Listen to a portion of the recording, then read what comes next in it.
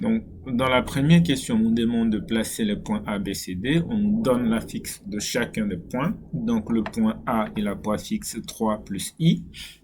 Donc, 3 plus I. Donc, en abscisse, c'est 3. En ordonnée, c'est 1 fois I. Donc, ça, c'est le point A.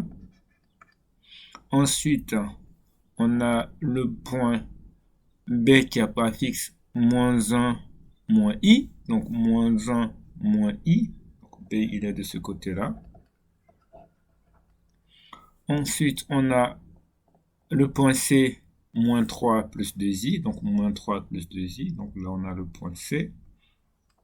Et le point D, 1 plus 4i, donc 1 plus 4i, donc on a le point D ici. Donc la question 2, on nous demande quelle conjecture peut-on faire sur la nature du quadrilatère ABCD. Donc pour cela, on va d'abord construire le quadrilatère ABCD. Donc AB, après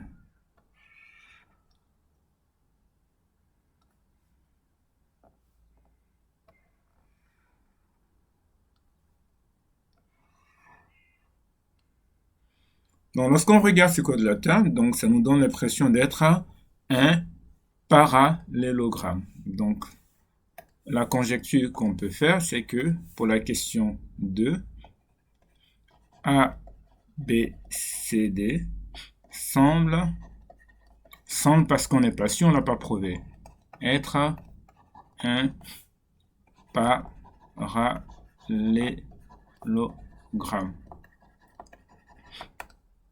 La question 3, on nous demande de calculer la 3A, les affixes respectifs des vecteurs AB et DC.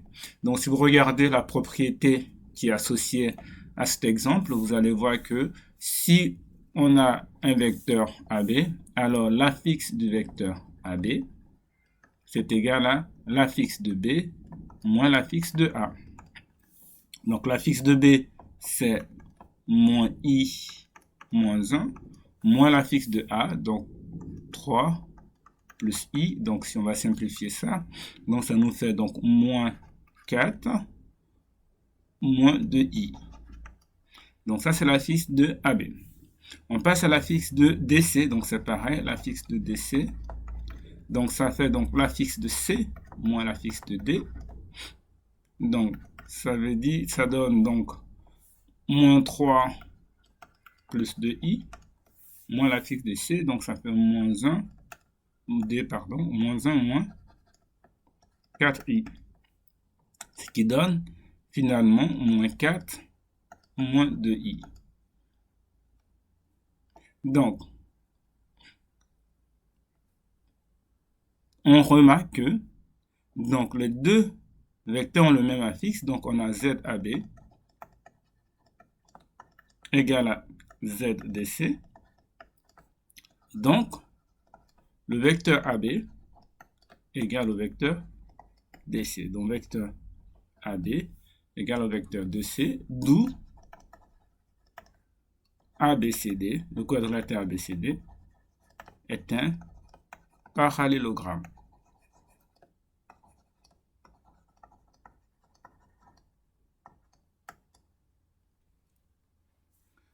Donc, B, là, pour la question B, on nous demande de donner les coordonnées du point M, centre du parallélogramme. Donc, on sait que le centre d'un parallélogramme, donc, c'est l'intersection de ses diagonales, et les diagonales se coupent en leur milieu. Donc, on peut dire que M, pour la question 3B, que M, c'est le milieu de soit du segment AC ou du segment BD. Si vous regardez également la propriété qui est associée à cet exemple, donc par exemple, si vous prenez ZM qui est milieu du segment AC, donc par définition, Z de M, ou bien par propriété, égale à Z de A plus Z de C divisé par 2. Donc, on calcule ça. Ça nous fait donc Z de M. Z de A, donc c'était égal à 3 plus I. Plus Z de C, ça fait donc moins 3 plus 2I. moins 3 plus 2i, le tout divisé par 2. Donc ça nous fait 3 moins 3, ça fait 0. I plus 2i, ça fait 3i, donc ça nous fait 3 demi de i. On peut placer donc m sur dans le repère pour voir si c'est bien ça. Donc 3 demi de i, donc on est à peu près là à 1,5, donc ça c'est 3 demi de i. Et si on trace notre diagonale, on voit bien que M est le milieu de cette diagonale. Pour la question 4, donc je la fais ici. On dit soit E, on nous donne la fixe du point E qui est ZE égale à 7 plus 3i. Donc on peut déjà commencer par placer le point E. Donc 7 en abscisse et 3 en ordonnée. On nous demande de justifier que le point E appartient à la droite AB. Donc on va essayer de faire le même raisonnement qu'avec le vecteur. Donc si vous regardez dans la propriété, en fait, deux vecteurs sont colinéaires si leurs affixes sont proportionnels. Donc on va calculer par exemple l'affixe du vecteur AB. Donc Z de AB, c'est égal à Z de B moins Z de A.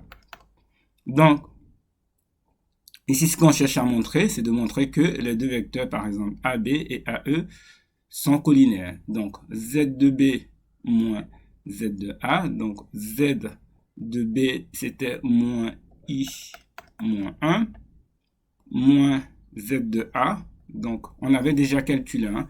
Donc pas besoin de le refaire, je voulais qu'on a déjà calculé. Donc ça fait directement moins 4, moins 2i.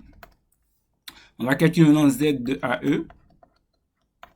Donc Z de AE, ça fait Z de E moins Z de A. Donc du coup, ça nous fait 7 plus 3i moins Z de A. C'est moins 3 moins i.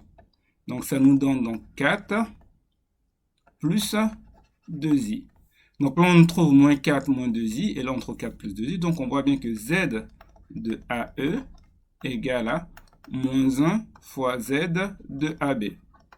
Donc, on a AE égale à moins 1 fois AB. Et donc, les vecteurs AE et AB sont colinéaires. On peut donc en déduire que les trois points sont alignés. Donc, AB et AE sont colinéaires.